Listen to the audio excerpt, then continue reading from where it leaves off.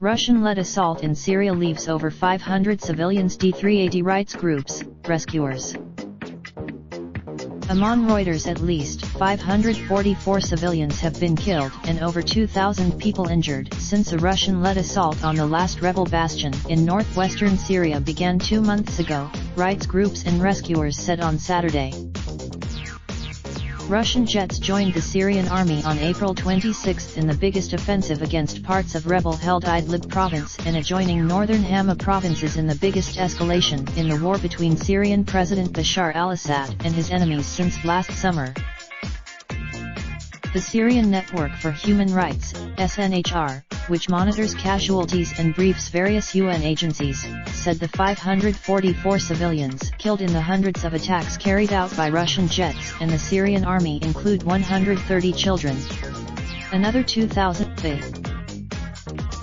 Russia and its Syrian army ally deny their jets hit indiscriminately civilian areas with cluster munitions and incendiary weapons, which residents in opposition areas say are meant to paralyze everyday life.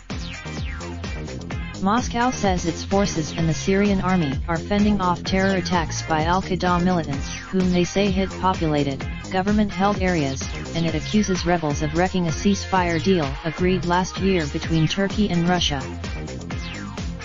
Last month US-based Human Rights Watch said the Russian-Syrian joint military operation had used cluster munitions and incendiary weapons in the attacks along with large air-dropped explosive weapons with wide area effects in populated civilian areas, based on reports by first responders and witnesses.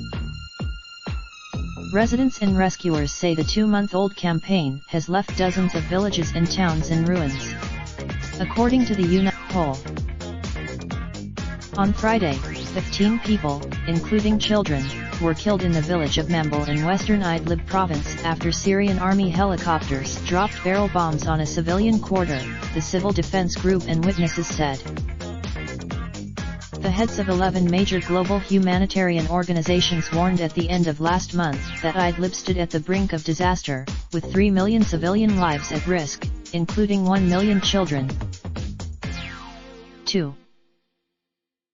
Last Thursday, an aerial strike on Kafrnablu Hospital made it the 30th facility to be bombed during the campaign, leaving hundreds of thousands with no medical access, according to aid groups.